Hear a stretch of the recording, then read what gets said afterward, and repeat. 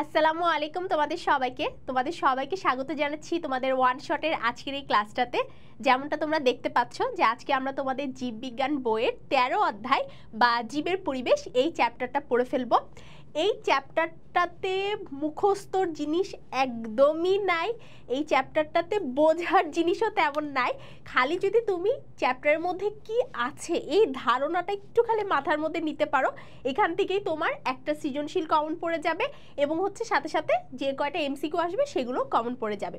So শীতের দিনে যদি আমরা এই লেপের মধ্যে বসে এই ক্লাসটা পুরোটা করে ফেলি তাহলে আমাদের ইনশাল্লাহ বইটা খুলেও তেমন একটা দেখা লাগবে না। তারপরও তোমাদেরকে পড়াতে পড়াতেই আমি বলে দিব যে কোন অংশটা সিকিউর জন্য ইম্পর্টেন্ট, কোন অংশটা এমসিকিউর জন্য ইম্পর্টেন্ট। সো পরবর্তীতে বইটা খালি জাস্ট একবার চোখ বুলাই নিলেই হয়ে যাবে। এবং বায়োলজির যে 14টা চ্যাপ্টার আছে তোমাদের বইতে তার মধ্যে সব থেকে ইজি চ্যাপ্টার হচ্ছে এই চ্যাপ্টারটা, ঠিক আছে? অনেক সময় এই চ্যাপ্টারটা পড়তে অনেক মনোটোনাস লাগে, বোরিং লাগে, বাট তোমরা এই জন্য যেই চ্যাপ্টারগুলো মনোটোনাস লাগে, বোরিং লাগে সেই চ্যাপ্টারগুলো নিজে না পড়ে যদি একটা ক্লাস করে ফেলো তাহলে আমার মনে হয় যে জিনিসটা খুব ইজি হয়ে যায়। তো চলো ক্লাসটা স্টার্ট করে দিই। ক্লাস শুরু করার আগে আমি আমার পরিচয়টা দিয়ে নিই। আমি ফারিহা নাজনীন তন্দ্রা, বর্তমানে পড়াশোনা করছি উদ্ভিদ বিজ্ঞান বিভাগ, ঢাকা বিশ্ববিদ্যালয়। আমরা যদি চ্যাপ্টারের শুরুটা দেখি, এরকম কিছু ভূমিকা রিলেটেড কথা বলা হয়েছে যেটা আমাদের তেমন একটা পড়ার প্রয়োজন নাই। এরপরে যদি আমরা চলে যাই যে এই চ্যাপ্টারে আসলে আমরা কি কি জানবো, তাহলে আমরা কিছু একদম ভাইটাল কিছু টপিক দেখব, যার মধ্যে প্রথমে হচ্ছে বাস্তুতন্ত্র বা ইকোসিস্টেম জিনিসটা কি এটা আমরা হচ্ছে ব্যাখ্যা করতে পারবো। সো আমরা যখনই পরীক্ষার হলে ক মার্কের প্রশ্নের জন্য আসবে যে বাস্তুতন্ত্র কাকে বলে, অবশ্যই আমরা ব্র্যাকেটে ইকোসিস্টেম এই কথাটা যেন মাস্ট মেনশন করি, এটা একটা ব্যাপার গেল। এই বাস্তুতন্ত্রেরই বিভিন্ন উপাদানগুলো আমাদের পড়তে হবে, কারণ এটা থেকে আমাদের সৃজনশীলটা আসে। যে বাস্তুতন্ত্র তো অনেক জায়গার হতে পারে, একটা পুকুরের হতে পারে, একটা জলজ পরিবেশের হতে পারে, একটা বন পরিবেশে হতে পারে, একটা স্থলজ পরিবেশে হতে পারে, যে কোনো জায়গার বাস্তুতন্ত্র বর্ণনা করার একই সিস্টেম। তো সেইটা আমরা বিভিন্ন উপাদান দিয়ে বর্ণনা করব। এরপরে চলে আসবে আমাদের ফুড চেইন এবং ফুড ওয়েভ, এই নামগুলো আমরা মনে রাখবো। সেটা হচ্ছে খাদ্য শিকল, মানে চেইন, শিকল বলতে এরকম আমরা বোঝাই যে এরকম শিকলের মতো অংশ, এটাকে আমরা বলতেছি হচ্ছে চেইন। অ্যান্ড ওয়েব মানে হচ্ছে জাল, মানে এই অনেকগুলো মনে করি যদি এটার সমান এরকম একটা চেন হয় তাহলে এরকম অনেকগুলো চেন যখন একসাথে থাকবে তখন সেটা একটা জাল তৈরি করবে এবং সেটাকে আমরা বলবো হচ্ছে ওয়েব, ঠিক আছে? তাহলে খাদ্য শিকল এবং হচ্ছে খাদ্য জাল এটা পড়ে ফেলবো। এরপরে এই যে বাস্তুতন্ত্রে আমাদের শক্তির প্রবাহ এবং পুষ্টির উপাদানটা কিভাবে প্রবাহিত হয়, মানে বাস্তুতন্ত্রে একজনের পুষ্টি কিভাবে আরেকজনের কাছে যায় এবং হচ্ছে শক্তিটাও সাথে সাথে কিভাবে প্রবাহিত হয় সেটা পড়ে ফেলবো। এরপরে আসতেছে হচ্ছে আমাদের ট্রফিক লেভেলের মধ্যে, এরপরে আমরা টপিক লেভেল কি, শক্তি পিরামিড কি, এই জিনিসটা পড়বো। আর লাস্টে হচ্ছে আমাদের জীববৈচিত্র্যের যে গুরুত্বটা আছে সেগুলো পড়লেই হয়ে যাবে। তাহলে অধ্যায়ের মেন টপিকটা আসলে বাস্তুতন্ত্র, খাদ্য শিকল এবং খাদ্য জাল এবং হচ্ছে খাদ্য পিরামিড বা শক্তি পিরামিড বলতে পারি, এইটা হচ্ছে এই অধ্যায়ের মেন আলোচনার বিষয়। তো এখানে এরকম ওইটার সাথে রিলেটেড অনেক কিছু আছে যেগুলো পড়ার কারণে আমাদের যে পরিবেশের সংরক্ষণের গুরুত্বটা আমরা বুঝবো, যে পরিবেশে প্রতিটা জীবেরই কিন্তু আলাদা আলাদা গুরুত্ব আছে, এটা পড়ার ফলে আমরা সেটা বুঝতে পারবো এবং পারস্পরিক যে সম্পর্ক সেটা আরও ক্লিয়ার হব। তো চলো আমরা অধ্যায়টা স্টার্ট করে দিই। যেমনটা বললাম যে প্রথমে বাস্তুতন্ত্র বা ইকোসিস্টেম নিয়ে পড়াশোনা করা হয়েছে এবং এখানে শুরুতেই বলা হয়েছে যে কিভাবে আমরা পরিবেশের সাথে রিলেটেড। যখনই আমরা পরিবেশের সাথে রিলেটেড এই কথাটা বলার চেষ্টা করি তখনই দুটো জিনিস উঠে আছে। তার মধ্যে সবচেয়ে ইম্পর্টেন্ট যে জিনিসটা উঠে আসে সেটা হচ্ছে আমাদের সালোক সংশ্লেষণ বা ফটোসিনথেসিস, এই কথাটা চলে আসে। যেখানে বলা হয় যে যেহেতু উদ্ভিদ কার্বন ডাই অক্সাইড নিলেই সালোক সংশ্লেষণ করতে পারে, কারণ কার্বন ডাই অক্সাইড যদি আমি বলি মানে এটা কার্বন ডাই অক্সাইড, এখান থেকে আমরা গ্লুকোজ তৈরি করব বা কার্বোহাইড্রেট জাতীয় খাবার তৈরি করব, যেটা আমরা জীবনী শক্তি চ্যাপ্টারে পড়েছি। এই যে কার্বন ডাই অক্সাইড যে গ্লুকোজ তৈরি করবে এটার জন্য কিন্তু কার্বন ডাই অক্সাইড মাস্ট। আবার এই কার্বন ডাই অক্সাইড আমরা দিচ্ছি উদ্ভিদকে, আবার এই গ্লুকোজটা পরবর্তীতে যখন কার্বন ডাই অক্সাইড থেকে গ্লুকোজ তৈরি হয় তখন আমাদের এখান থেকে আমরা অক্সিজেনও পাই। এই অক্সিজেনটা আমাদের না দিলে আমরা আবার কার্বন ডাই অক্সাইড নিতে পারতাম না। তো বিষয়টা হচ্ছে একদম ইন্টারকানেক্টেড, যে অক্সিজেন যদি উদ্ভিদ আমাদেরকে হচ্ছে দেয় তাহলে আমরা কার্বন ডাই অক্সাইড দিতে পারবো, আবার উদ্ভিদ আমাদেরকে কার্বন ডাই অক্সাইড যখন মানে আমরা যখন কার্বন ডাই অক্সাইড ত্যাগ করছি উদ্ভিদই সেটা নিতে পারছে। সো জিনিসটা একদম ইন্টারকানেক্টেড। এটা বলে বোঝানোর চেষ্টা করা হয়েছে যে বাস্তুতন্ত্রের প্রত্যেকটা জিনিস একে অপরের সাথে রিলেটেড। সো এগুলো তোমরা সব জানো, আমি বেশি কথা না বাড়ায় মেন যে হচ্ছে বাস্তুতন্ত্র কাকে বলে সেই জায়গাটাতে চলে যাব। এই অংশটা কোনো প্রয়োজন নাই পড়ার, আমরা পরবর্তীতে এমনিতেও এই অংশটা পাবো। তো বাস্তুতন্ত্র হচ্ছে, দেখো বইয়ের সংজ্ঞা অনুযায়ী, প্রাকৃতিক পরিবেশে উদ্ভিদ এবং প্রাণী এই দুই ধরনের জীবের মধ্যে, মানে এক কথায় জীবের সাথে জড় পদার্থের যে শক্তি আর বস্তুর আদান প্রদান হয়। জড় পদার্থ কারা?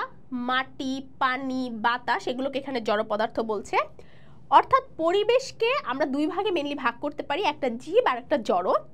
এই জীব এবং জড়র মধ্যে যে সম্পর্ক, আন্তঃসম্পর্ক, এটাকে আমরা মিথস্ক্রিয়া বলতে পারি, ঠিক আছে, বা ইন্টারঅ্যাকশন বলতে পারি। মানে কি, যে এই যে একটু আগে যেই উদাহরণটা দিলাম সারসংশ্লেষ উদাহরণ, এটাই একটা মিথস্ক্রিয়ার উদাহরণ। এছাড়া আরও অনেক মিথস্ক্রিয়া আছে, ঠিক আছে। সো এই জিনিসটা হওয়ার কারণে আমরা যে একটা সার্টেন অঞ্চল পাই, সার্টেন রিজিয়ন পাই, সেটাই হচ্ছে আমাদের বাস্তুতন্ত্র। তাহলে আমরা কি বলতেছি?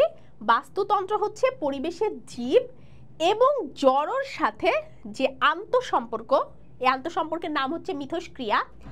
এই মিথস্ক্রিয়ার কারণে যে একটা অঞ্চল গড়ে ওঠে, সেটা হতে পারে খুব ছোট একটা অঞ্চল, সেটা হতে পারে খুব বড় একটা অঞ্চল, তুন্দ্রা অঞ্চল, বরফে ঢাকা বিশাল বড় অঞ্চল এরকম হতে পারে, সুন্দরবনের মতো বিশাল একটা অঞ্চল হতে পারে, বঙ্গোপসাগরের মতো বিশাল একটা অঞ্চল হতে পারে। আবার কি হতে পারে, দেখা যাচ্ছে যে তোমার বাসায় একটা অ্যাকুয়ারিয়াম আছে, সেটাও একটা ইকোসিস্টেম হতে পারে, বা তোমার পাশাপাশি একটা পুকুর আছে, সেটাও একটা ইকোসিস্টেম হতে পারে। তাহলে সহজ কথায়, পরিবেশের জীবের সাথে জড়ের যে সম্পর্ক, বা জীবের সাথে পরিবেশের প্রত্যেকটা উপাদানের যে সম্পর্ক, এই সম্পর্কটা হচ্ছে মিথস্ক্রিয়া।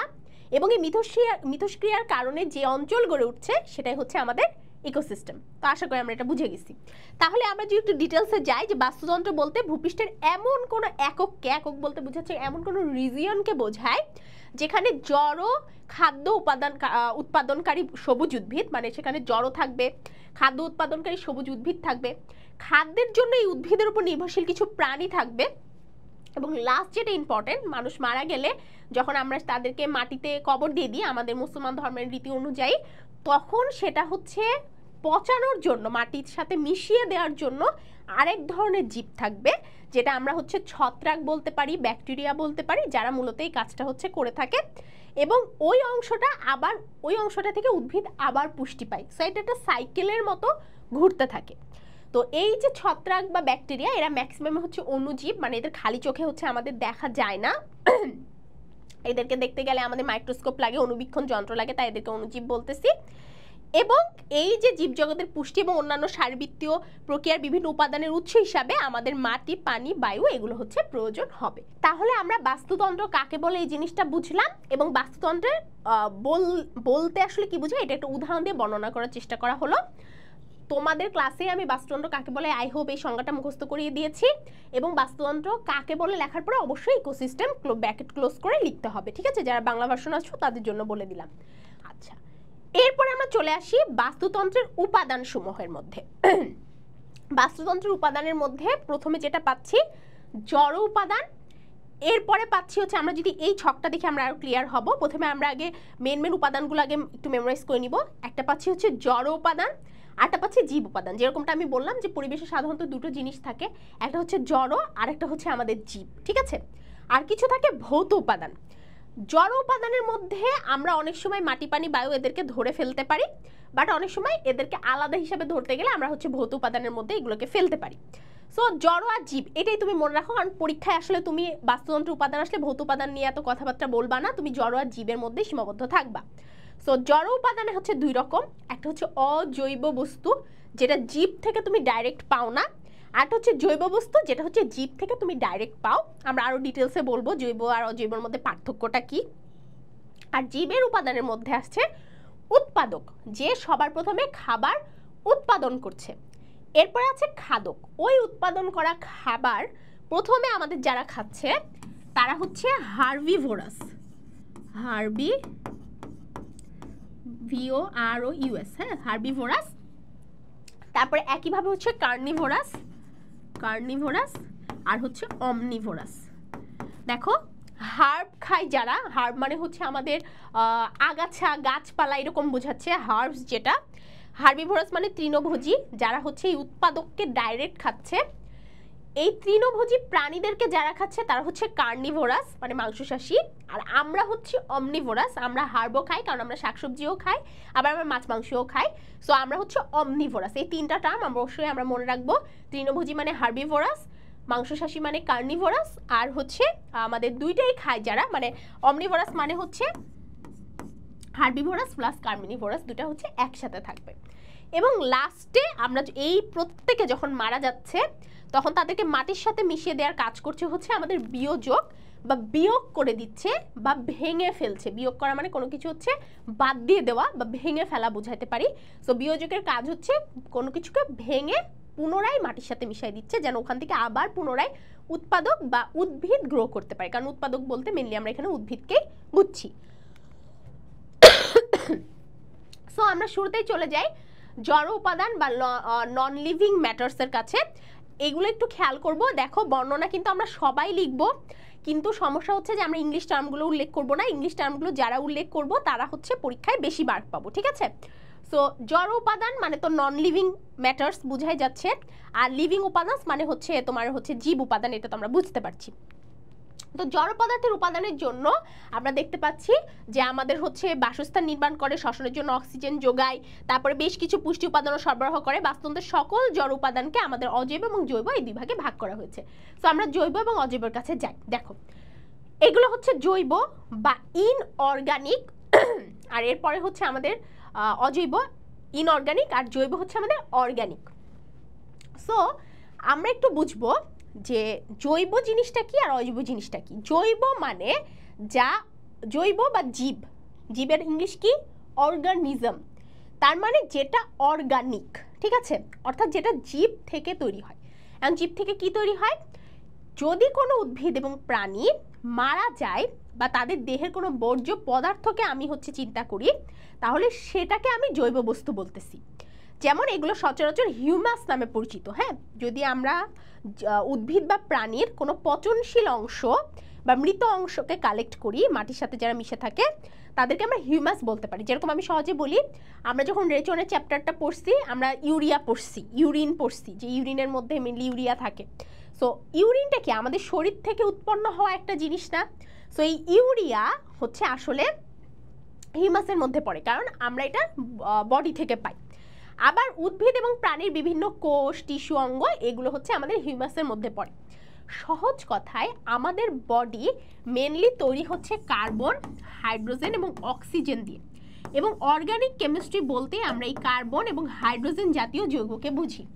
যখন কার্বন এবং হাইড্রোজেন জাতীয় যৌগ, কার্বোহাইড্রেট, জৈব যৌগ যেটা আমরা পড়াশোনা করছি যে কার্বন এবং হাইড্রোজেনওয়ালা যৌগ, সাথে হচ্ছে সালফার, পটাশিয়াম, তারপরে হচ্ছে আমাদের ফসফরাস, নাইট্রোজেন, এগুলো হচ্ছে থাকতে পারে, এটা আমরা পড়ছি।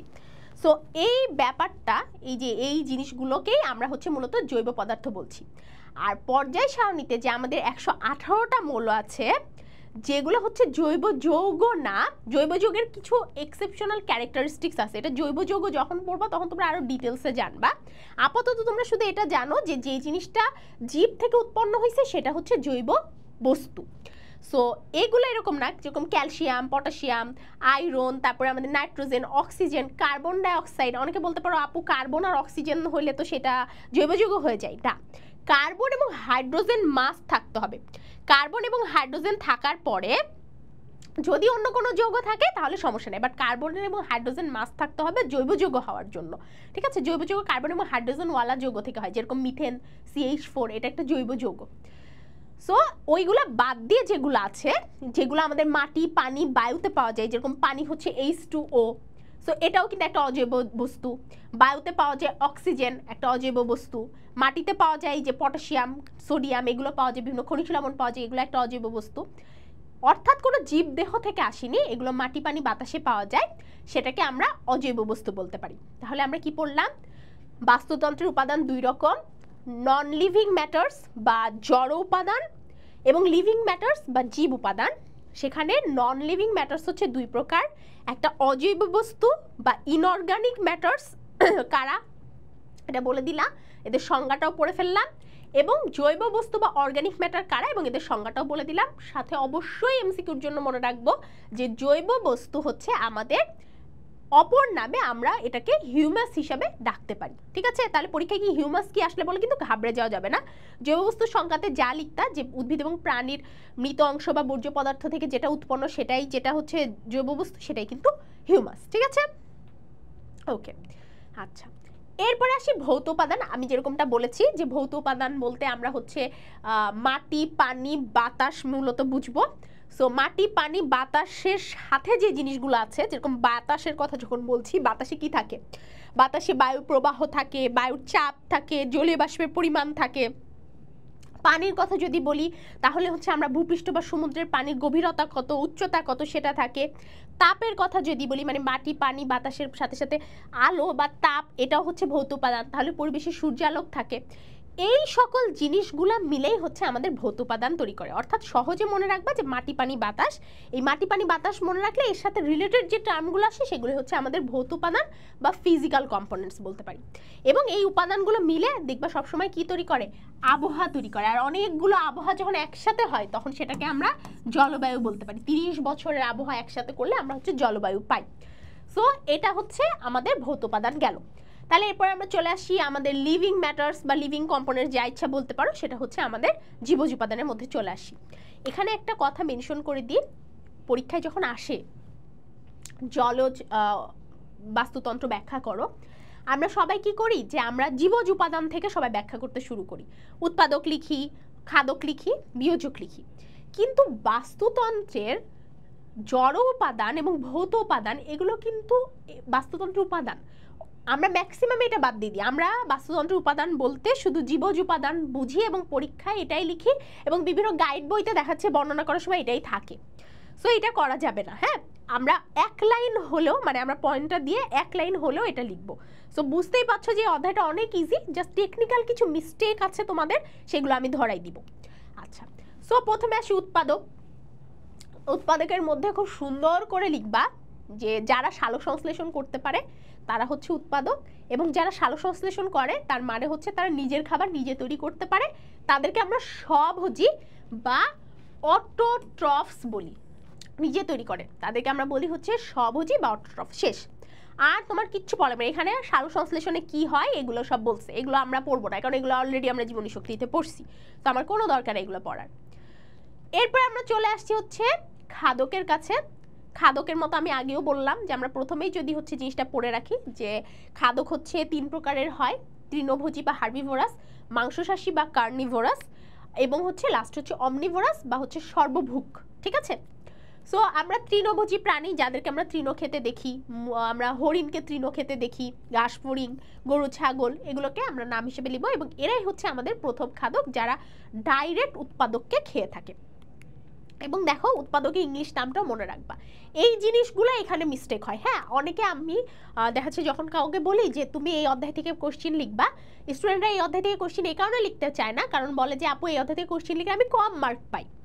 সো কম মার্ক তুমি যেন না পাও সেটার জন্যই এগুলা, যে তুমি উৎপাদকের পাশে প্রডিউসার, এই কথাটা আবার লিখতে হবে, এবং এটা কিন্তু ফিক্স, তুমি যে প্রশ্নে আসো তুমি এভাবেই লিখবা।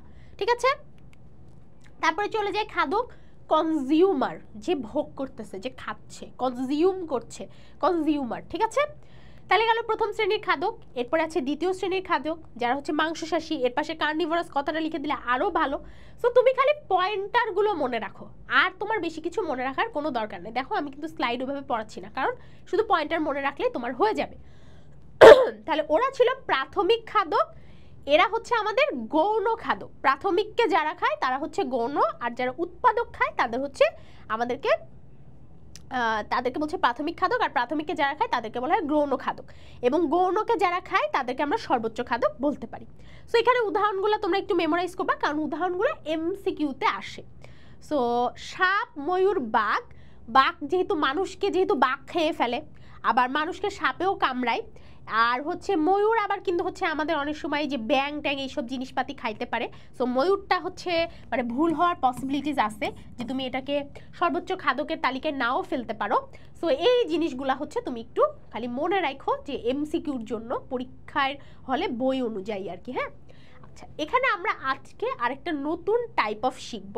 আমরা তো হচ্ছে মানে অমনিভোরাস অ্যান্ড কার্নিভোরাস শিখলাম, যেরকম এখানে বলা আছে যে মানুষ অমনিভোরাস এবং কার্নিভোরাস হচ্ছে মানে হার্বিভোরাস এবং কার্নিভোরাস দুটোই, তার মানে মানুষ হচ্ছে অমনিভোরাস। আমরা একটা নতুন টার্ম শিখবো, সেটা হচ্ছে আবর্জনা ভুক বা ধাঙ্গড়। হ্যাঁ, আবর্জনা ভুক কারা? যারা এই যে জীবিত বস্তু না খেয়ে ময়লা আবর্জনা বা মৃত খাবার খেতে বেশি পছন্দ করে। ঠিক আছে, যেমন কি আমরা দেখব যে শিয়াল সবসময় ডাস্টবিনের মধ্যে বেশি ঘুরতে পছন্দ করে, কাক সবসময় ডাস্টবিনের মধ্যে ঘুরতে পছন্দ করে, শকুন, হায়না, হায়না হচ্ছে মৃত খাবার খেতে বেশি পছন্দ করে।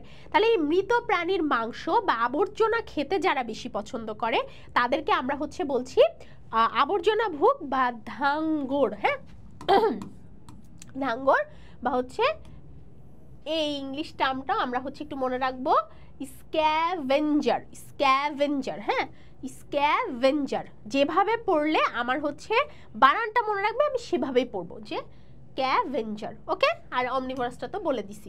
তাহলে এখানে আমরা হার্বিভোরাস শিখলাম, কার্নিভোরাস শিখলাম, স্ক্যাভেঞ্জার শিখলাম আর অমনিভোরাস শিখলাম।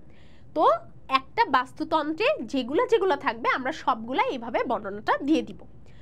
এরপরে লাস্ট হচ্ছে, তাহলে আমরা পড়লাম প্রোডিউসার, কনজিউমার এবং এরপর পড়ব হচ্ছে ডিকম্পোজার। কম্পোজার মানে হচ্ছে যে তৈরি করে, আর ডিকম্পোজার মানে হচ্ছে যে বাদ দেয়। হ্যাঁ, তো এখানে একটা জিনিস একটু দেখতে হবে যে বিয়োজকের অপর নাম হচ্ছে পরিবর্তক। আমি বলেছি না যে এই অধ্যায়টা একটু টেকনিক্যালি পড়তে হবে। এই টেকনিক্যালি অধ্যায়টা পড়লে তোমার মানে লিস্টে একটা অধ্যায় যোগ হয়ে যাবে যে আমি এই অধ্যায়টাও পারি। ওকে, আচ্ছা, সো বিয়োজক যেটা, সেটা হচ্ছে ব্যাকটেরিয়া, ছত্রাক, এরকম কিছু অণুজীব আছে, মানে যাদের ওই যে আগেই বললাম যে খালি চোখে দেখা যাবে না, এরা হচ্ছে আমাদের মৃতদেহটাকে পচায় ফেলে, একদম মাটির সাথে মিশায় ফেলে, তাদেরকে আমরা বিয়োজক বলি। এবং এই প্রত্যেকটারই কিন্তু কাকে বলে এটা পরীক্ষায় ক মার্কের জন্য আসতে পারে, তো সেটার মেন্টাল প্রিপারেশনও আমাদেরকে নিয়ে রাখতে হবে। ডান। এখন পরীক্ষায় এইরকম আমরা এতক্ষণ বাস্তুতন্ত্র কাকে বলে পড়লাম, বাস্তুতন্ত্রের উপাদানগুলো পড়লাম। তুমি যে খাতায় সুন্দর করে উপাদানগুলো আমি যেভাবে নামগুলো বলেছি ওভাবে যদি খালি একটু মেমোরাইজ করে রাখো, যেরকম আমি যদি একটা জিনিস দেখাই, বইতে কিন্তু একটা ছক আছে, হ্যাঁ, এই ছকটা আছে, কিন্তু এই ছকে ইংলিশ নামগুলা নাই। মোরওভার এখানে যে মাংসশাসী তৃণভোজী আছে, তৃণভোজীর পাশে ইংলিশ নামগুলা নাই। তারপরে আমরা যে হচ্ছে আবর্জনা ভুক পড়লাম, সেটার নাম নাই। তারপর তৃণভোজীকে যে আমরা প্রাথমিক খাদক বলি, মাংসশাসীকে যে আমরা গৌণ খাদক বলি, এই জিনিসগুলো এখানে মিসিং। সো তুমি যদি এখানেও এই মানে যদি বেশি খাটতে না চাও, আমার মতো আলসে হও, বেশি যদি খাটতে না ইচ্ছা করে, তাহলে যেটা করতে পারো, এর পাশে ব্র্যাকেট দিয়ে দিয়ে জিনিসগুলো লিখে ফেলতে পারো। সো এর পাশে ব্র্যাকেট দিয়ে দিয়ে জিনিসগুলো লিখে ফেললেও কিন্তু মানে অনেকটাই সুন্দর করে এটা হয়ে যাচ্ছে। হ্যাঁ, সো এই ছিল হচ্ছে আমাদের এই চ্যাপ্টারটা, মানে বাস্তুতন্ত্রের উপাদানসমূহ এটা। সো ওইগুলো মনে রাখলে তুমি পরীক্ষায় যে কোনো প্রশ্নে অ্যান্সার করতে পারো। এখন মনে করো পরীক্ষায় আমি চলে গেলাম পরীক্ষা দিতে, পরীক্ষায় চলে আসলো যে একটা পুকুরের বাস্তুতন্ত্র আলোচনা করো, উদ্দীপকে কিছু একটা হাবিজাবি রিলেভেন্সি আছে এবং লাস্টে আমাকে বলতে বললো যে পুকুরের বাস্তুতন্ত্রটা হচ্ছে খুব সুন্দর করে আমাকে বলো। সো পুকুরের বাস্তুতন্ত্র বলতে হলে আমাদের ওই সিকোয়েন্সে আসতে হবে। প্রথম হচ্ছে জড় পদার্থ, জড় পদার্থের মধ্যে জৈব এবং অজৈব, সেম আগের মতো। হ্যাঁ, ওইখানেও যে জৈব থাকবে, মানে আমরা যেগুলো পড়ে আসলাম ওইটাই, অজৈবের মধ্যে যেটা ছিল সেটাই থাকবে। তারপরে ভৌত উপাদানও বাদ দেওয়া যাবে না, ভৌত উপাদানের মধ্যে পুকুরেও কিন্তু সূর্যালোক পড়ে, সো সেটাও লিখতে হবে। এরপরে একইভাবে সিকোয়েন্স অনুযায়ী আমরা হচ্ছে প্রথম স্তরের খাদক, দ্বিতীয় স্তরের খাদক, তৃতীয় স্তরের খাদক, এগুলোতে চলে যাব। সো এখানে যদি আমরা উৎপাদকে যাই, দেখো এইখানেই ভুলটা হয়, বইতে যেরকম উৎপাদকটাকে হাইলাইট করতেছে যে হ্যাঁ উৎপাদক, তারপর প্রথম স্তরের খাদক, আমরা সেটাই করি, কিন্তু আমরা মানে জড় উপাদান, ভৌত উপাদান এগুলো হচ্ছে বাদ দিয়ে দিই। এটা বাদ দেওয়া যাবে না, কারণ এটাও বাস্তুতন্ত্রের উপাদান। হ্যাঁ, আচ্ছা, সো এখানে আমরা একটা জিনিস পড়বো, হোয়াট ইজ প্লাঙ্কটন। প্লাঙ্কটন কি, এই লাইনটা আমরা একটু মনে রাখবো। প্লাঙ্কটন এমনিতেও আমাদের এমসিকিউতে আসে, ক মার্কে আসে। সেটা হচ্ছে পানিতে ভাসমান ক্ষুদ্র যে উদ্ভিদগুলা, সেগুলোকে আমরা হচ্ছে প্লাঙ্কটন বলি। যে উদ্ভিদগুলা পানিতে ভাসতে থাকে তাদেরকে আমরা প্লাঙ্কটন বলি। এখন যদি কেউ যে ভাসতেছে সে যদি জীব, মানে সে তো অবশ্যই জীব, সে যদি উদ্ভিদ হয় তাহলে তাকে আমরা বলবো ফাইটোপ্লাঙ্কটন। কারণ সবসময় মনে রাখবো গ্রিক ফাইটোন এই কথাটার অর্থ হচ্ছে উদ্ভিদ। ঠিক আছে, ফাইটো হরমোন মানে উদ্ভিদ হরমোন। ব্রায়োফাইটস মানে উদ্ভিদ, ফাইট যে আছে সেটার সাথে রিলেটেড। সো যারা উদ্ভিদ প্লাঙ্কটন তারা ফাইটোপ্লাঙ্কটন, আর যারা প্রাণী প্লাঙ্কটন মানে যদি আমাদের যেটা ভাসতেছে সেটা যদি আমাদের হচ্ছে মানে অ্যানিমেল হয় বা প্রাণী হয় তাহলে সেটাকে আমি বলবো জুওপ্লাঙ্কটন।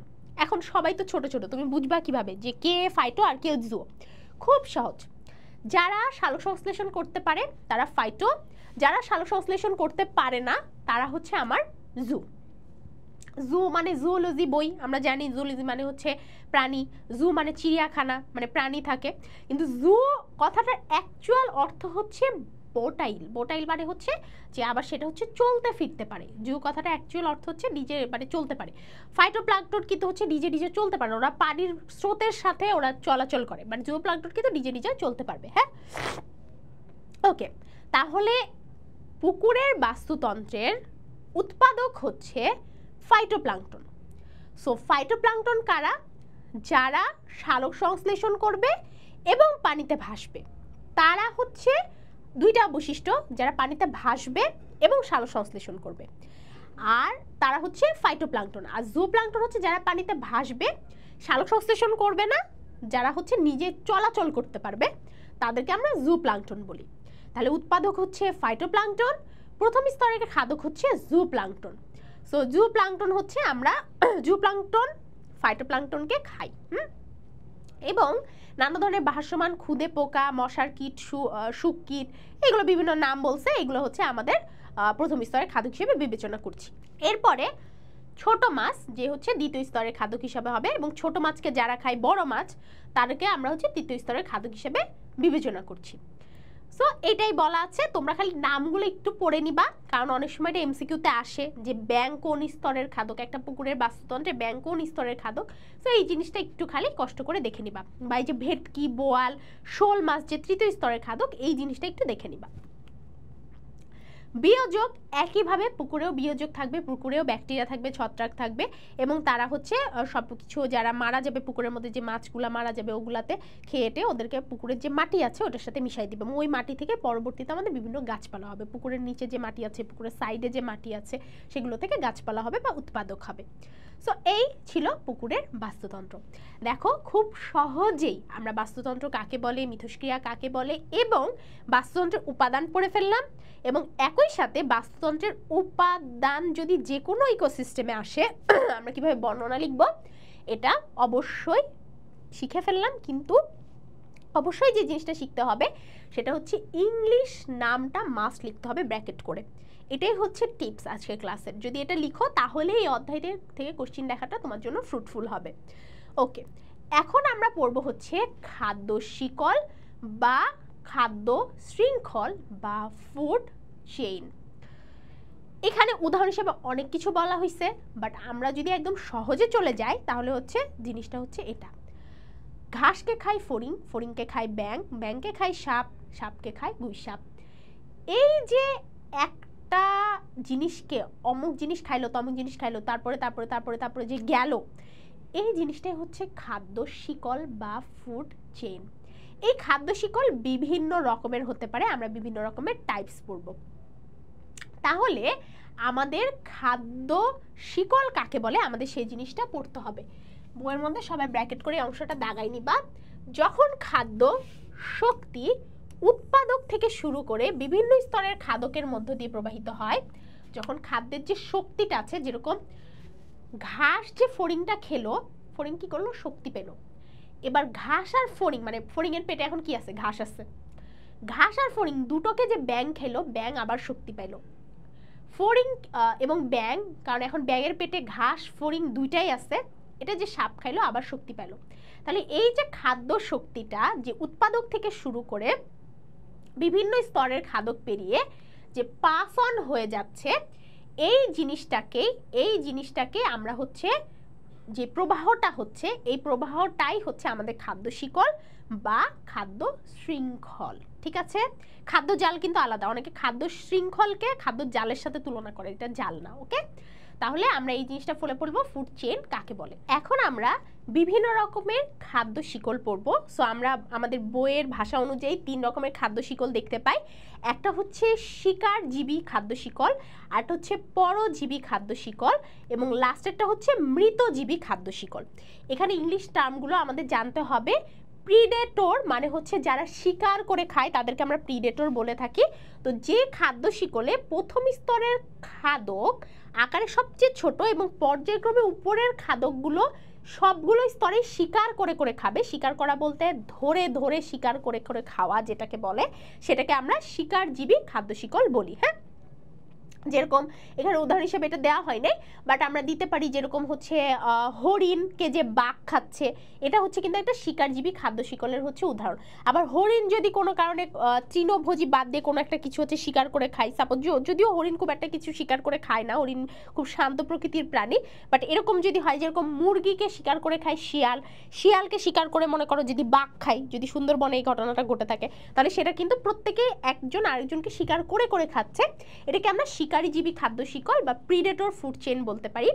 এরপরে আসছে পরজীবী খাদ্য শিকল। পরজীবী খাদ্য শিকলে যেটা বলা হচ্ছে, পরজীবী মানে হচ্ছে প্যারাসাইট, আর পরজীবী মানে হচ্ছে যারা পরের জীবের উপর ডিপেন্ড করে থাকে। হ্যাঁ, তো পরজীবী উদ্ভিদ বা প্রাণী অধিকাংশ ক্ষেত্রে নিজেদের চেয়ে বড় আকারের পোষক দেহে, মানে যেরকম কৃমি কতটুকু অথচ আমি কত বড়, আমার দেহে কৃমি থাকে, সো এরকম যদি থাকে, এবং কোনো কোনো ক্ষেত্রে এই পরজীবীর ওপর আরেক ধরনের ক্ষুদ্রতর পরজীবী যদি এরকমভাবে থাকে, মানে একটার উপরে আরেকটা যদি এরকম থাকে, এক্ষেত্রে খাদ্য শিকলকে আমরা হচ্ছে পরজীবী খাদ্য শিকল বলতে পারি। উদাহরণ যদি দেখি, যে দেখো মানুষকে খায় হচ্ছে মশা, মানে পুরো খায় ফেলে না, বাট মানুষের মানে দেহের উপর ডিপেন্ড করে মশা থাকে, যে মানুষের হচ্ছে আমরা রক্তটা খাবো, এবং এই যে মশার দেহের উপর আবার ডিপেন্ড করে হচ্ছে ডেঙ্গু ভাইরাস বা ম্যালেরিয়া বলতে পারি। হ্যাঁ, ভাইরাস বলতে গেলে তবে জীব হয় না, সো আমরা ম্যালেরিয়া বলতে পারি।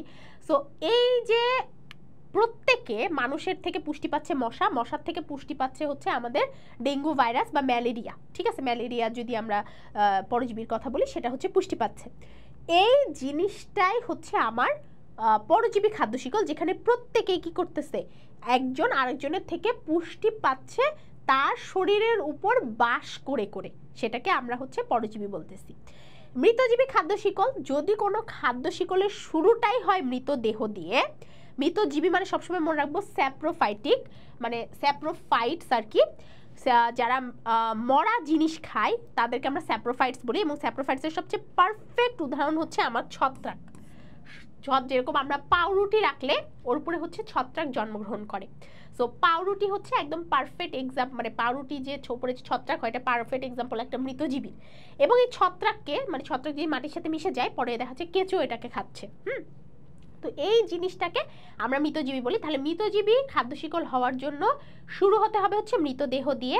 পরজীবী খাদ্য শিকলের প্রত্যেকটা ধাপে প্রত্যেককে পরজীবী হতে হবে, এবং শিকারীর যে মানে শিকারী জীবী যেটা, এটা কিন্তু পরীক্ষাটা এমসিকিউ হিসেবে আসতে পারে, যে এই ধাপে দেখা যাচ্ছে যে প্রথমটা ছোট ছিল, তারপরে আকারে আস্তে আস্তে সবাই বড় হতে হতে থাকছে, এটাকে আমরা শিকারীজীবী খাদ্য শিকল বলি। সো এই 3 টাইপের খাদ্য শিকল উদাহরণ সহ পড়বা, খ মার্কের প্রশ্নের জন্য এটা হচ্ছে ইম্পর্টেন্ট। এরপরে যদি আমরা চলে যাই, আমাদের বলতেছে খাদ্য শিকল সম্পর্কে আরেকটু হচ্ছে কিছু কথাবার্তা বলতেছে, যে এই খাদ্য শিকলগুলো অসম্পূর্ণ, এবং এই ধরনের শিকল বাস্তুতন্ত্রের যাবতীয় মিথস্ক্রিয়া বা আন্তঃসম্পর্কের অংশ মাত্র। এরা অসম্পূর্ণ কেন? কারণ এই কেঁচোকেও কিন্তু আবার কেউ না কেউ খাচ্ছে। এই ডেঙ্গু ভাইরাস যেটা, মানে যদি আমরা ম্যালেরিয়ার কথা বলি, এই ম্যালেরিয়াকেও কিন্তু কেউ না কেউ খাচ্ছে। সো প্রত্যেকটাকেও, মানে এটা একটা জাস্ট অংশ দেখাইছে, এটা কিন্তু শেষ করে আমরা দেই নাই। এবং পরজীবী এবং মৃতজীবী খাদ্য শিকল সবসময় অসম্পূর্ণ থাকে, এইটা খুব ইম্পর্টেন্ট। পরজীবী এবং মৃতজীবী খাদ্য শিকল সবসময় অসম্পূর্ণ থাকে। নিচের কোন খাদ্য শিকল অসম্পূর্ণ থাকে? এটা এমসিকিউর জন্য অনেক ইম্পর্টেন্ট, অনেক অনেক ইম্পর্টেন্ট। ঠিক আছে, আমরা যদি শিকারী জীবের কাছে যাই, দেখা যাচ্ছে বাঘকে খেয়ে ফেলার পরে বাঘকে, মানে বাঘ যখন একটা শিয়ালকে খেয়ে ফেলছে, হরিণকে খেয়ে ফেলছে, বাঘকে খাওয়ার জন্য কিন্তু আর কেউ থাকছে না, আলটিমেটলি বাঘ মারা যাচ্ছে এবং ওখান থেকে বিয়োজক বাঘকে খাচ্ছে বা বিয়োজক বাঘকে ভাঙছে। সো শিকারীজীবী খাদ্য শিকলকে আমরা কমপ্লিট বলতে পারি, বাট পরজীবী কিন্তু মৃতজীবী খাদ্য শিকলকে আমরা কমপ্লিট বলতে পারি না। কারণ এখানে যদি আমরা কেঁচোর পরে অন্য কোনো প্রাণীকে ঢুকাই দিতাম, সে কিন্তু আসলে হচ্ছে মৃতজীবী না, কারণ কেঁচোকে সে তাজাই খাইতো। যেরকম মুরগিকে বলতে পারি যে মুরগি কেঁচো খায়, সো মুরগি কিন্তু কেঁচোকে তাজা খাচ্ছে, তাহলে কিন্তু মৃতজীবী খাদ্য শিকল সেটা হচ্ছে না। কিন্তু ছত্রাক কিন্তু মারা যাওয়ার পরেই ছত্রাককে কেঁচো খাচ্ছে, সেই জন্য কিন্তু এটাকে মৃতজীবী বলছে। ঠিক আছে, আচ্ছা। সো এরপরে হচ্ছে এটাই আমাদের হচ্ছে খাদ্য শিকল, যে খাদ্য শিকলের প্রত্যেকটা স্তর একটা একটার উপর নির্ভরশীল। এরপর আমরা চলে আসি হচ্ছে খাদ্য জাল। আই থিঙ্ক এই ছবিটা যদি তোমরা একটু খেয়াল করে দেখো, এই ছবিটা খুব ইজিলি বোঝা যাচ্ছে যে শৈবাল খাচ্ছে হচ্ছে জুওপ্লাঙ্কটন। শৈবাল মানে হচ্ছে ফাইটোপ্লাঙ্কটন বোঝাচ্ছি, এটাকে একটা জুওপ্লাঙ্কটন খাচ্ছে, এটাকে একটা বড় মাছ খাচ্ছে, এবং একটি বড় মাছটাকে একটা বাজ পাখি খাচ্ছে। আবার এইটাকে ছোট মাছও খাচ্ছে, ছোট মাছ অনেক সময় দেখা যাচ্ছে ডাইরেক্ট শৈবালও খায়, অনেক সময় ডাইরেক্ট জুওপ্লাঙ্কটনও খায়। আবার এই ছোট মাছকে হচ্ছে বড় মাছও খাচ্ছে, আবার এই ছোট মাছকে হচ্ছে বাজ পাখিও খাচ্ছে। তো এখানে যদি আমি খাদ্য শিকলের কথা চিন্তা করি, তাহলে খাদ্য শিকল হচ্ছে 1, খাদ্য শিকল 2, খাদ্য শিকল 3, খাদ্য শিকল 4, আবার এভাবেও ধরতে পারি খাদ্য শিকল 5। সো অনেকগুলা খাদ্য শিকল কিন্তু এখানে। এরকম অনেকগুলো খাদ্য শিকল যখন একটা জালের মতো জিনিস তৈরি করে, দেখো এইটাই লেখা আছে যে বাস্তুতন্ত্রে অনেকগুলো খাদ্য শিকল যখন একটা জালের মতো কিছু তৈরি করে, তখন সেটাকে আমরা খাদ্য জাল বলি। ঠিক আছে, এটা একটা পুকুরের খাদ্য জালের উদাহরণ দেওয়া হয়েছে। তাহলে খাদ্য জালের সংজ্ঞা খুবই ইজি, অনেকগুলো খাদ্য শিকল একসাথে হয়ে একটা খাদ্য জাল তৈরি করে। এবং এখানে এই খাদ্য জালটাকে আমরা ব্যাখ্যা করছে যে কে কাকে খাইছে, এটা অবভিয়াসলি তীর চিহ্ন অনুযায়ী ব্যাখ্যা করছে। পরীক্ষায় অনেক সময় আসে যে খাদ্য জাল, যে এই যে এখানে কয়টা খাদ্য শিকল আছে এরকম আসে, আমি যেভাবে গুনলাম এভাবে গুনে তোমরা অপশন অনুযায়ী লিখে দিতে পারবে, মানে টিক মার্ক দিতে পারবে এমসিকিউর জন্য।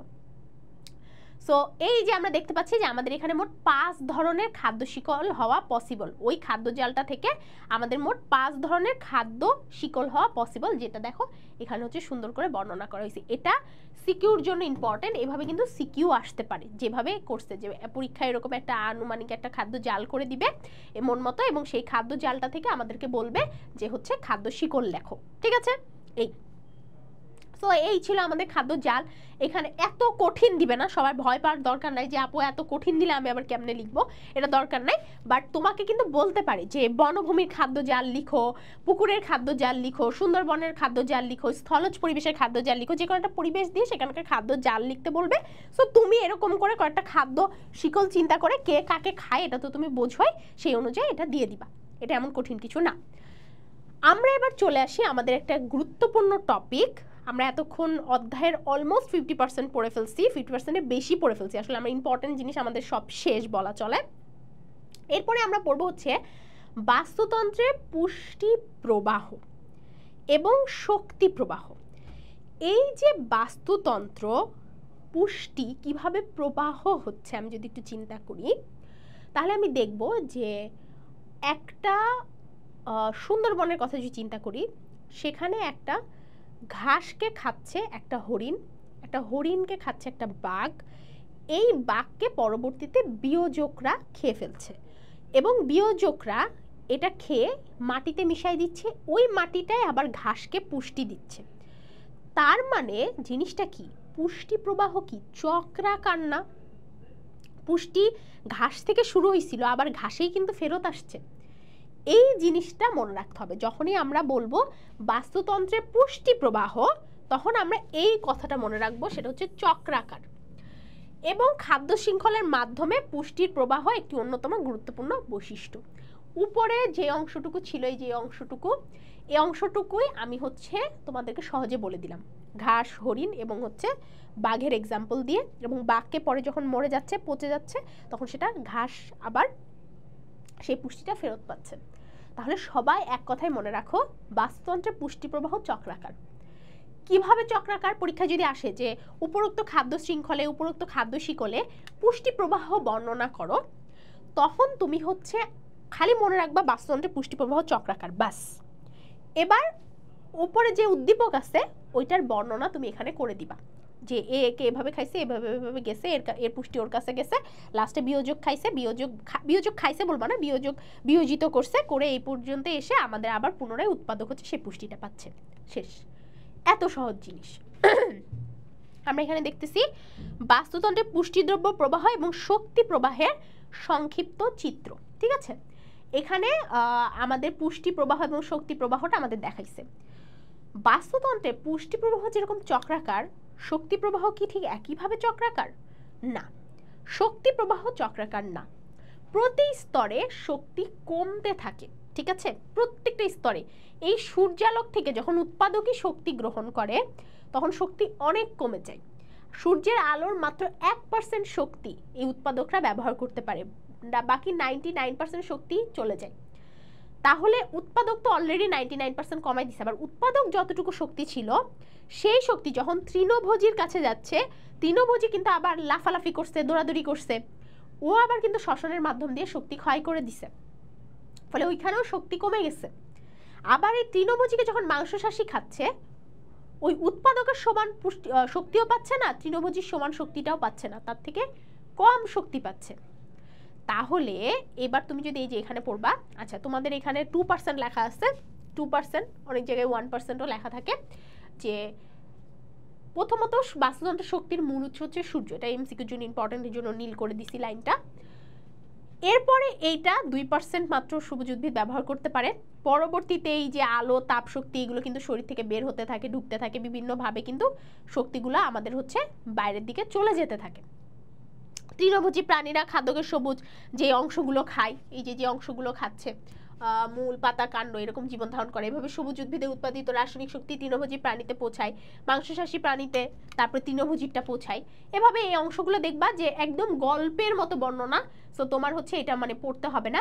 এবং মৃত্যুর পর শক্তি গ্রহণ প্রক্রিয়া কিন্তু থেমে যায়, তখন ওই মৃতদেহে সঞ্চিত রাসায়নিক শক্তি বিয়োজকের কাজের ফলে ভেঙে জড় পদার্থ বা শক্তি আকারে পরিবেশে হচ্ছে আমাদের ফিরে আসে। তো পরিবেশে যখন এই শক্তিটা হচ্ছে আমাদের, তখন উদ্ভিদের গ্রহণ উপযোগী হয়, আর এভাবে বাস্তুতন্ত্রের প্রাকৃতিক শক্তি প্রবাহ চলতে থাকে।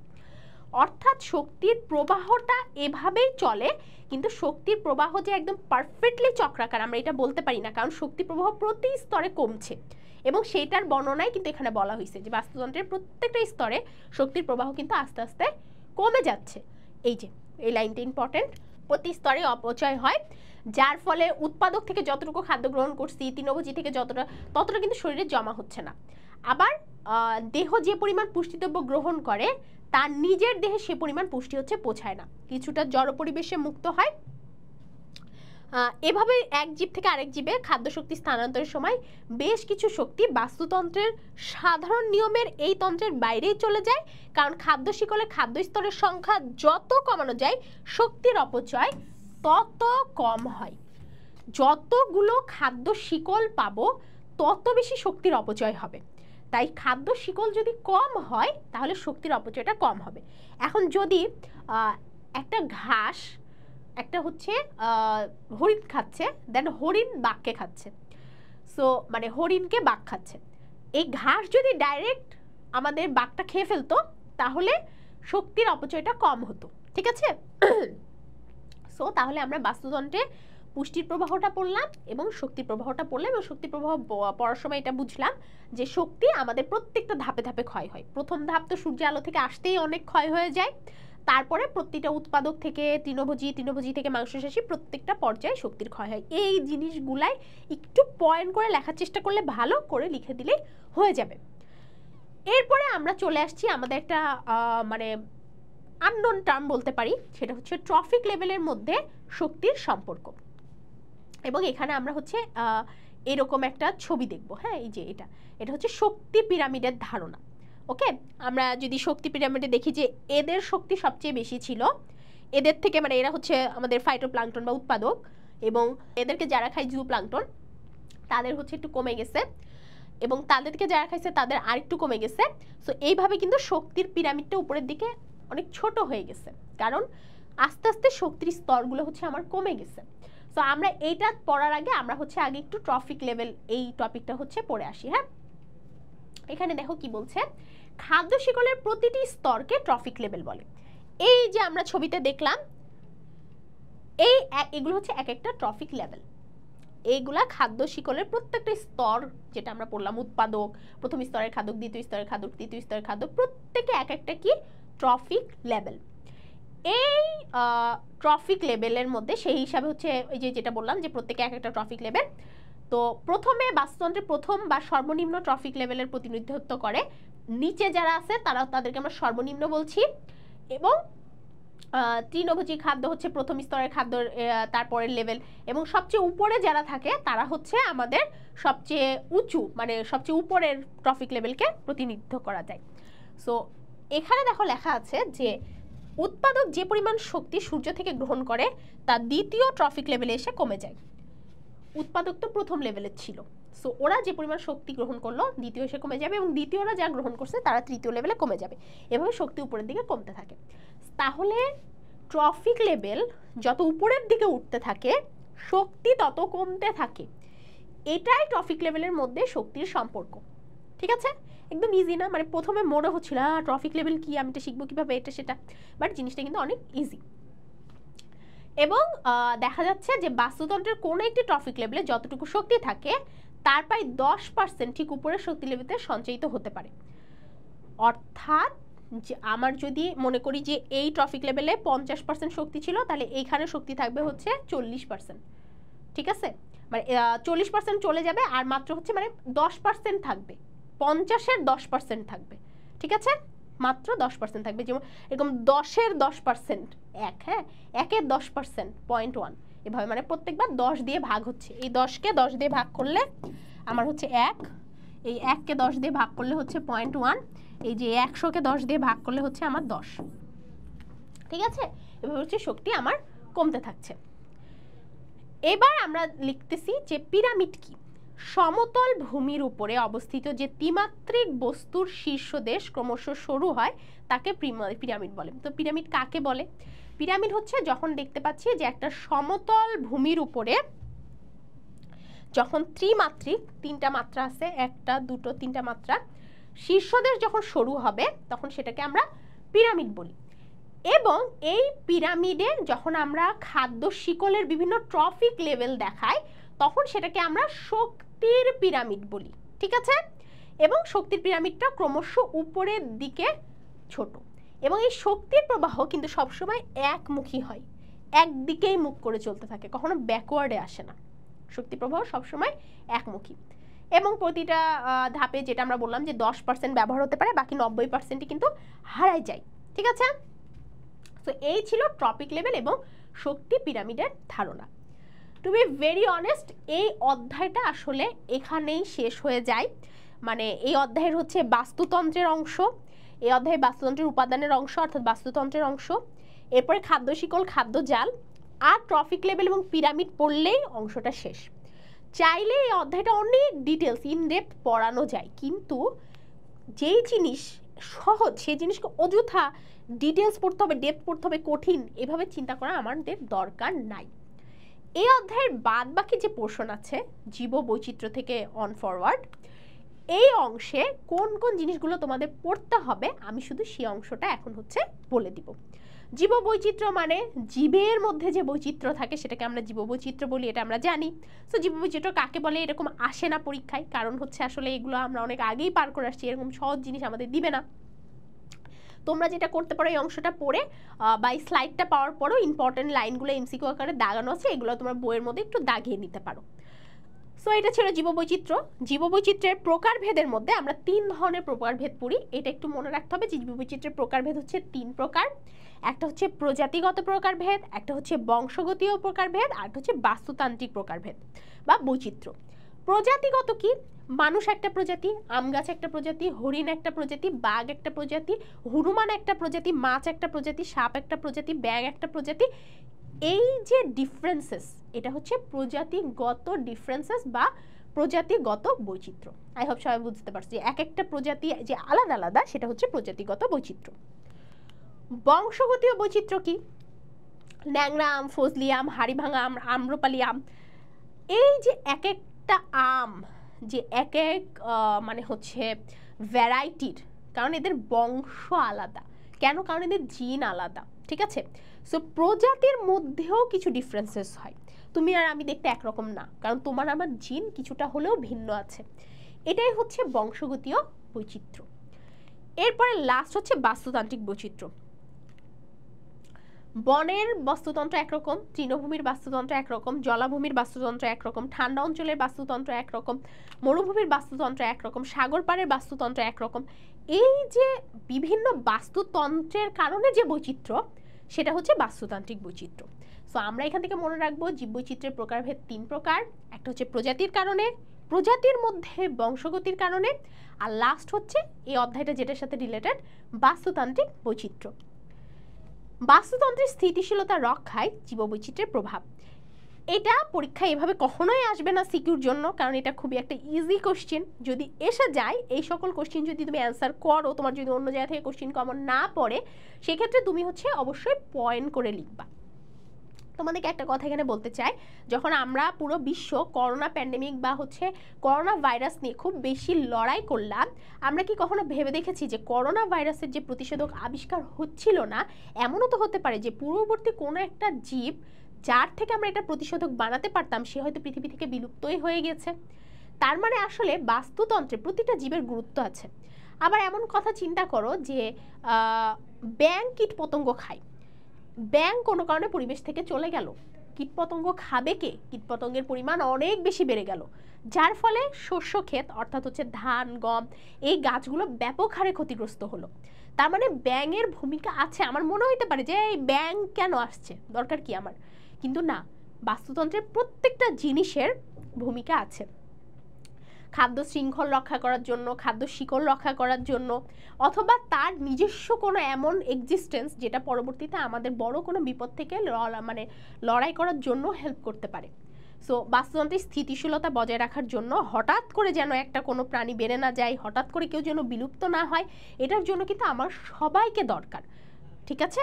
সো এই জিনিসগুলো এখানে বলেছে, এটা হচ্ছে তোমরা বইটা একবার রিডিং পড়ে পরীক্ষায় পয়েন্ট করে লেখার চেষ্টা করবা।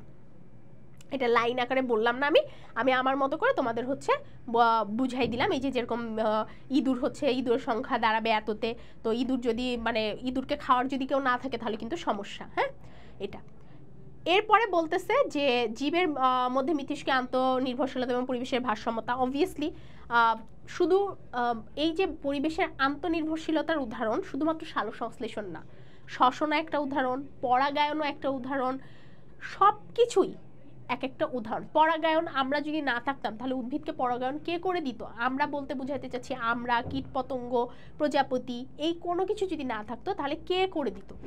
সো এগুলো কিন্তু এক একটা মিথস্ক্রিয়ার উদাহরণ। প্রথমে দেখবা যে সালোকসংশ্লেষণের কথা বলা আছে, তারপরে পরাগায়নের কথা বলা আছে, তারপরে ব্যাকটেরিয়া ভাইরাস যদি না থাকতো তাহলে আমাদেরকে পচাই দিত কে? আচ্ছা, এখানে একটা টার্ম আমরা পড়তেছি, সেটা হচ্ছে সহবাসকারী বা সিম্বায়োসিস অথবা সিম্বায়োন্স। ছত্রাক আর শৈবাল, ছত্রাক এবং শৈবাল একসাথে যে বাস করে, যার ফলে ছত্রাকও উপকৃত হয় এবং শৈবালও উপকৃত হয়, সেই জিনিসটাকে আমরা বলছি হচ্ছে লাইকেন। এখানে কিভাবে ছত্রাক এবং শৈবাল দুইজন উপকার হলো? একটা তো সালোকসংশ্লেষণের বিষয় আছে, যে ছত্রাক হচ্ছে কার্বন ডাইঅক্সাইড দিচ্ছে, সেই কার্বন ডাইঅক্সাইড ও নিচ্ছে, নিয়ে হচ্ছে শৈবাল সালোকসংশ্লেষণ করে দিচ্ছে। মোরওভার ছত্রাক শৈবালের কারণে একটা আশ্রয়স্থল পাচ্ছে, তার দেহে থাকছে। এছাড়া আরও অনেক কারণ আছে যার ফলে ওরা দুইজনই একে অপরের থেকে উপকৃত হচ্ছে। ও যেমন শ্বসন করতে পারছে, খাবার পাচ্ছে, ও তেমনি সালোকসংশ্লেষণ করতে পারছে, ওর খাবার অতিথি করতে পারছে। এইরকম যদি থাকে, যার ফলে যে একে অপরের দেহে অবস্থানের পাশাপাশি থাকার কারণে উভয়ই উপকৃত হচ্ছে, তাদেরকে আমরা সিম্বায়োসিস বলতে পারি, সহ অবস্থান বলতে পারি, অথবা সিম্বায়োন্স। এখানে শৈবাল এবং ছত্রাক প্রত্যেকেই হচ্ছে সিম্বায়োন্স। হ্যাঁ, এইবার আমরা হচ্ছে খুব ইন্টারেস্টিং একটা টপিক পড়ব, সেটা হচ্ছে আন্তনির্ভরশীল। এই যেটা বললাম যে উপকারিতা, এটা দুইভাবে হতে পারে। একটা হচ্ছে ধনাত্মক আন্তঃক্রিয়া, আর একটা হচ্ছে ঋণাত্মক আন্তঃক্রিয়া। ধনাত্মক মানে আন্তঃক্রিয়া মানে পজিটিভ, যেইটার ফলে তুমি যদি তোমার ভালো বন্ধুর সাথে মেশো তাহলে তোমার লাইফে পজিটিভ কিছু হবে, এটা ধনাত্মক আন্তঃক্রিয়া। এবং তুমি যদি খারাপ বন্ধুর সাথে মেশো তাহলে তোমার লাইফে খারাপ কিছু হবে, এটা হচ্ছে ঋণাত্মক আন্তঃক্রিয়া। সো ধনাত্মক আন্তঃক্রিয়ার উদাহরণের মধ্যে আমরা দুইটা উদাহরণ পড়ছি। একটা হচ্ছে মিউচুয়ালিজম এবং একটা হচ্ছে কমনসেলিজম, এটা আমরা ডিটেলসে পড়বো।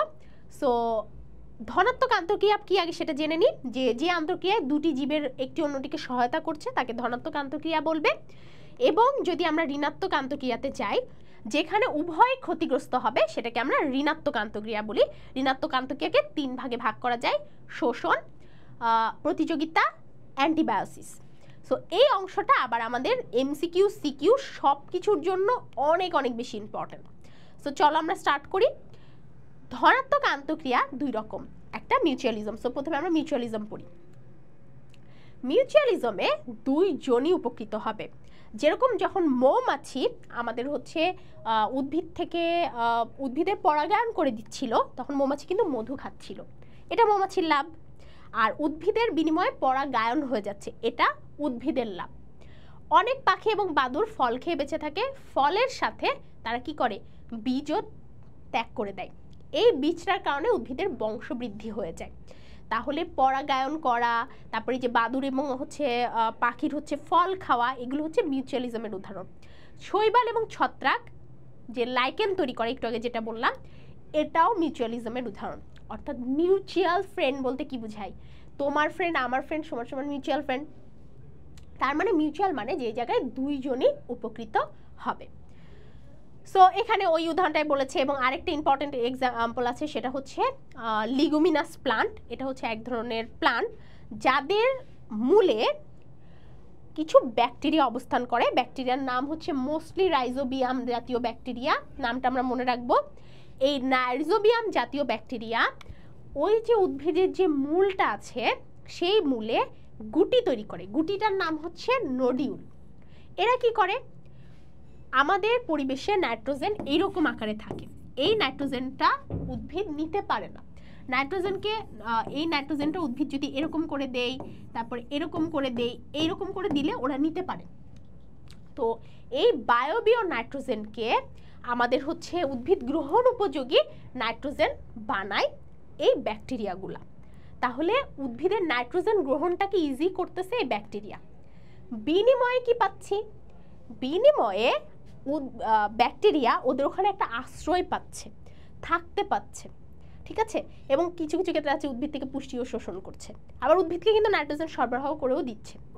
সো মিউচুয়ালিজমের উদাহরণ আসলে অনেক বেশি, ঠিক আছে। মিউচুয়ালিজমের উদাহরণ প্রকৃতিতে অনেক বেশি। দেখবা এখানে কতগুলো উদাহরণ আছে, সবগুলো একটু মার্ক করে নিবা। পরীক্ষায় মিউচুয়ালিজম খ মার্কের জন্য আসতে পারে, গ ঘয়ের জন্য আসতে পারে। তুমি কিন্তু অনেকগুলো উদাহরণ জানো, সবগুলো পয়েন্ট করে লিখে দিবা, পয়েন্টের নাম দিবা, দিয়ে দেন পয়েন্ট করে এটা লিখে দিবা। এরপরে আমরা আসি হচ্ছে এই যে আমাদের সেই মূলের হচ্ছে ছবি, এই যে এরকম গুটি গুটি তৈরি করে এরকম ছবি এঁকে দিতে পারো, তাহলে তো আরও ভালো হয়। এরপর হচ্ছে কমনসেলিজম। এদের যেটা হয়, প্রথমেই বলে রাখি, এগুলো হচ্ছে ধনাত্মক আন্তঃক্রিয়া। মাথায় রাখতে হবে, ধনাত্মক আন্তঃক্রিয়া মানে কেউ মনের ভুলেও উপকৃত হবে না, সবাই উপকৃত হবে।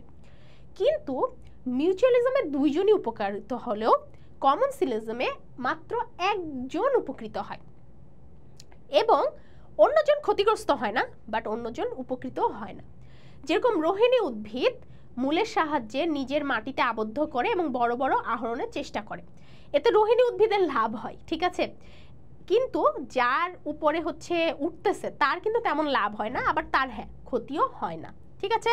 তারপর পরাশ্রয়ী উদ্ভিদ বাহু থেকে খাদ্য গ্রহণ করে, কিন্তু আশ্রয়দাতার কিন্তু কোনো ক্ষতি করে না। পরাশ্রয়ী উদ্ভিদ মানে যারা, যে সকল উদ্ভিদরা পরের আশ্রয়স্থলে থাকে, আগাছা টাইপ অফ বলতে পারি। আগাছা আর পরাশ্রয়ী উদ্ভিদের মধ্যে যদিও হচ্ছে পার্থক্য আছে কিছুটা, বাট তোমাদের বোঝার সহজের জন্য আমি জিনিসটা বললাম।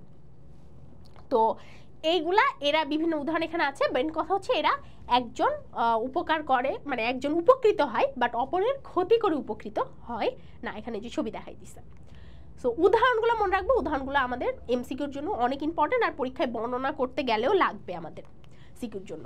আচ্ছা, এরপরে আমরা আসি শোষণ। আমরা বলি না শোষণ, নিপীড়ন, এটা নাম শুনেই বোঝা যায় যে একটা জীব অন্য জীবকে প্রত্যক্ষ বা পরোক্ষভাবে তার অধিকার থেকে একদম বঞ্চিত করে নিজে অধিকার ভোগ করবে। যেমন স্বর্ণলতা, স্বর্ণলতাতে হস্টেরিয়া নামক চোষক অঙ্গের মাধ্যমে, এই নামটা পড়তে হবে, হস্টেরিয়া হচ্ছে আমাদের একটা অঙ্গ, এটা স্বর্ণলতার থাকে, হস্টেরিয়াম বলে। এটা দিয়ে আশ্রয়দাতা উদ্ভিদের থেকে একদম চুষে খাবার বের করে নেয়, যার ফলে আশ্রয়দাতা উদ্ভিদের খাবার কি করছো তুমি খেয়ে নিচ্ছ না, এটা কি ভালো জিনিস? ওর খাবার কমে যাচ্ছে না, তার মানে ও অপকৃত হচ্ছে, কিন্তু তার মানে ওর অধিকার ও হচ্ছে নিয়ে নিচ্ছে।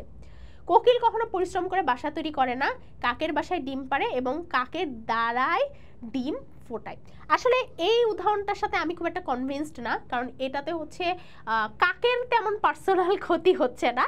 তবে হ্যাঁ, এখানে যদি আমি চিন্তা করি যে কাকের অধিকার ছিনাই নিয়ে কাককে ডিম পাড়তে না দিয়ে কোকিল ডিম পাড়ছে, তাহলে এটা হচ্ছে একটা শোষণের উদাহরণ। ঠিক আছে, তাহলে একজনের অধিকারকে বঞ্চিত করে সে অধিকারটা গ্রহণ করে, যেমন ওর খাবার ওকে খাইতে না দিয়ে তুমি নিয়ে নিবা, ওর ডিম ওকে পারতে না দিয়ে তুমি নিয়ে নিবা। এটা প্রতিযোগিতা।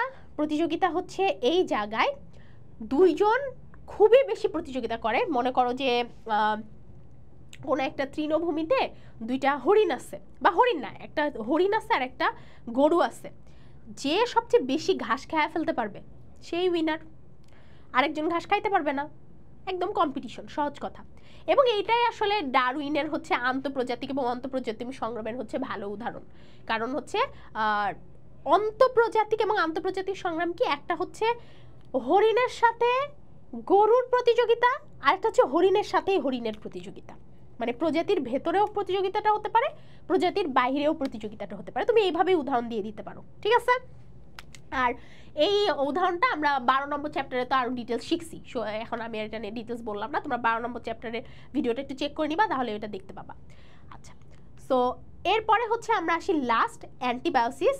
এখানে একজনের সৃষ্ট রাসায়নিক পদার্থ দ্বারা অন্যজনের যদি বৃদ্ধি বিকাশের সমস্যা হয়, অন্যজনের যদি মৃত্যু ঘটে, তাহলে এটা অ্যান্টিবায়োসিস বলে। যেমন ছত্রাক, যেটা পেনিসিলিন ব্যাকটেরিয়া, মানে হচ্ছে যেটা অ্যান্টিবায়োটিক প্রথম আবিষ্কৃত ব্যাকটেরিয়া হচ্ছে পেনিসিলিন। পেনিসিলিন কিন্তু এক রকমের ছত্রাক, যেটা পেনিসিলিয়াম নামক ছত্রাক থেকে এই পেনিসিলিন অ্যান্টিবায়োটিকটা আবিষ্কার হয়েছে। অর্থাৎ এই ছত্রাকটা ব্যাকটেরিয়াকে গ্রো করতে দেয় না। তার মানে এই ছত্রাকের এমন কোনো উপাদান আছে যেই উপাদানের কারণে ব্যাকটেরিয়া হচ্ছে গ্রো হতে পারছে না, ব্যাকটেরিয়া মানে হচ্ছে গ্রোথটা দমিত হয়ে যাচ্ছে, থেমে যাচ্ছে, বা কিছু কিছু ক্ষেত্রে মারাও যাচ্ছে। কারণ পেনিসিলিন অ্যান্টিবায়োটিক আমরা হচ্ছে মানে ব্যাকটেরিয়ার এগেনস্টে, ব্যাকটেরিয়াল রোগ হলে আমরা হচ্ছে ব্যবহার করি। আলেকজান্ডার ফ্লেমিং কিন্তু এটা আবিষ্কার করছিলেন। তো আমরা কিন্তু অনেকেই জানি না যে একটা প্রথম আবিষ্কৃত যে অ্যান্টিবায়োটিক, এটা হচ্ছে ছত্রাক থেকে তৈরি। সো এই জিনিসটাই হচ্ছে আমাদের অ্যান্টিবায়োসিস। এই যে দেখি, যদি খেয়াল করি, এটা একটা কলোনির স্বাভাবিক বৃদ্ধি, হ্যাঁ, মানে এটা হচ্ছে ব্যাকটেরিয়াটা খুব সুন্দর গ্রো করছিল, বাট যখনই এখানে আমরা হচ্ছে একটু পেনিসিলিন দিলাম, তখন এটা আর গ্রো করছে না, তার মানে একে বাধাগ্রস্ত করে দিয়েছে। সো এটাই অ্যান্টিবায়োসিসের উদাহরণ। সো এগুলা ছিল পরিবেশের বিভিন্ন আন্তঃক্রিয়া, মিথস্ক্রিয়ার হচ্ছে উদাহরণ, যেখানে আমরা ধনাত্মক আন্তঃক্রিয়া পড়লাম, পজিটিভ, এবং হচ্ছে ঋণাত্মক আন্তঃক্রিয়া পড়লাম, তার মধ্যে দুটো করে করে সংজ্ঞা পড়লাম। এখানে তোমরা যেটা করবা পরীক্ষার জন্য, প্রত্যেকটা যখন তুমি কমনসেলিজম পড়ছো, মিউচুয়ালিজম পড়ছো, তুমি জাস্ট একটা কিওয়ার্ড ইউজ করে উদাহরণটা খালি মনে রাখবা, পরীক্ষায় আসলে বর্ণনাটা ডিটেলসে লিখে ফেলবা। তুমি যদি পরীক্ষা খাতায় একটু নোট করে রাখো যে আমাদের কি কি উদাহরণ ছিল, মিউচুয়ালিজমের পরাগায়ন একটা উদাহরণ ছিল, তারপরে আমাদের মূলের নোডিউল একটা উদাহরণ ছিল, তারপরে আমাদের সালোক সংশ্লেষণ একটা উদাহরণ ছিল, লাইকেন একটা উদাহরণ ছিল। এরকম উদাহরণগুলো যদি খালি টুকে টুকে রাখো, তাহলে পরীক্ষায় এমসিকিউতে আটকাবা না, পরীক্ষায় সিকিউ লিখতে গেলে আটকাবা না, ঠিক আছে? ওকে, পরিবেশের সংরক্ষণের গুরুত্ব এবং পদ্ধতি। পরিবেশ সংরক্ষণের গুরুত্ব নিয়ে তো নতুন করে বলার কিছুই নাই, যে পরিবেশ যদি সংরক্ষণ না করি তাহলে আলটিমেটলি আমরাই সেটা সাফারার হব। এবং পদ্ধতির মধ্যে এখানে হচ্ছে বিভিন্ন রকম পদ্ধতি বলা আছে, যে এই যে গ্রিনহাউস গ্যাস কম ব্যবহার করতে হবে, গ্রিনহাউস গ্যাস বেড়ে যাওয়ার ফলে যে তাপমাত্রা বেড়ে যায় সেটাকে আমরা গ্রিনহাউস এফেক্ট বলি। আর গ্রিনহাউস গ্যাসের নামগুলো হচ্ছে এগুলা: carbon dioxide, carbon monoxide, methane এবং হচ্ছে নাইট্রাস অক্সাইড। হ্যাঁ, এগুলো আরও আছে, বাট এই চারটা হচ্ছে মেন। তো এইগুলোর নাম একটু মনে রাখো এমসিকিউর জন্য। আর গ্রিন হাউসের বেড়ে গেলে কি কি হয় সেগুলো বলতেছে এখানে, একই সাথে মানে কি কি করতে হবে এবং এটা যদি না হয় তার বিপরীতে কি হয় সেটা হচ্ছে বলে দিচ্ছে। সো এখানে আমার মনে হয় যে আর এগুলো নিয়ে খুব একটা বেশি আমাদের ডিটেলসে যাওয়ার দরকার নেই, এটা জাস্ট বইতে ছিল দেখে আমি তোমাদেরকে দেখাই দিছি। এই অংশটা জাস্ট রিডিং পড়ে ফেলবা। সো অধ্যায়টা আমাদের শেষ। আমরা এখন ক্লাসের এই শেষ পর্যায়ে এসে তোমাদেরকে এটা বলে দিব যে এই চ্যাপ্টার থেকে কি কি সিকিউর জন্য পড়বো। সিকিউর জন্য আমরা বাস্তুতন্ত্রের উপাদানগুলো খুব ভালো করে পড়বো। খাদ্য শিকল এবং খাদ্য জাল থেকেও আমাদের সিকিউ আসতে পারে। ট্রফিক লেভেল এবং শক্তি পিরামিডের মধ্যে যে সম্পর্ক বর্ণনা করো এরকম বলেই পরীক্ষায় প্রশ্ন আসবে। সেখানে ট্রফিক লেভেল কি, পিরামিড কি, পিরামিডের একটা ছবি লিখে সেখানে শক্তি কীভাবে কমে যাচ্ছে, কত % কমে যাচ্ছে, এগুলো তোমরা লিখে দিতে পারবা। আন্তঃক্রিয়ার উদাহরণ বললে তোমরা আন্তঃক্রিয়ার মধ্যে যতগুলো পড়ছো সব লিখে দিবা।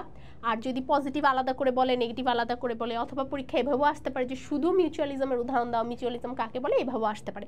আবার এগুলো খ মার্কের জন্য আসতে পারে। সো তুমি প্রিপারেশন নিয়ে রাখবা ঘয়ের জন্য, এরপরে তোমার খতে আসলো বা যখনই আসলো। আর এমসিকিউর জন্য তো বলেই দিছি, এই অধ্যায়ের আন্তঃক্রিয়া অংশটা এমসিকিউর জন্য অনেক অনেক ইম্পর্টেন্ট। আবার কোন স্তরের খাদক কোনটা এটাও এমসিকিউতে আসে। এই চ্যাপ্টার থেকে বেশ ভালোই এমসিকিউ বোর্ড পরীক্ষায় আসতে দেখা যায়। এবং এই চ্যাপ্টারটা বড়, এই অংশগুলো যেরকম বললাম যে এগুলো আমি ইচ্ছা করে স্লাইডে রাখছি দেখানোর জন্য যে এগুলো তোমাদের বইতেও আছে, বাট তোমাদের এগুলো পড়ার দরকার নাই, ঠিক আছে? সো এই অধ্যায়টা হচ্ছে তোমরা যদি এভাবে পড়ে ফেলো তাহলে ইনশাল্লাহ তোমরা হচ্ছে একটা চ্যাপ্টার খুব ইজিলি শেষ করতে পারবা, যেখানে খুব একটা তেমন মুখস্থ করার কিছু নাই। খালি কিওয়ার্ডসগুলো পড়লে, এবং অবশ্যই কিওয়ার্ডসগুলোতে ইংলিশ পড়বা, তাহলে হচ্ছে তুমি ভালো পরীক্ষায় মার্ক ইনশিওর করতে পারবা। এটা করলে ইনশাল্লাহ তোমার এই চ্যাপ্টারটা খুব ভালোভাবে শেষ হয়ে যাবে। তোমাদের কোনো সমস্যা থাকলে কমেন্ট সেকশনে অবশ্যই জানাবা, এবং হচ্ছে আমাদের যে ফেসবুক গ্রুপ আছে সেখানেও তোমরা জানাইতে পারো, আমি চেষ্টা করবো সেটা সমাধান করে দেওয়ার। সো ততক্ষণ পর্যন্ত তোমরা সবাই অনেক ভালো থাকো, সুস্থ থাকো। আসসালামু আলাইকুম সবাইকে, এবং আল্লাহ হাফেজ।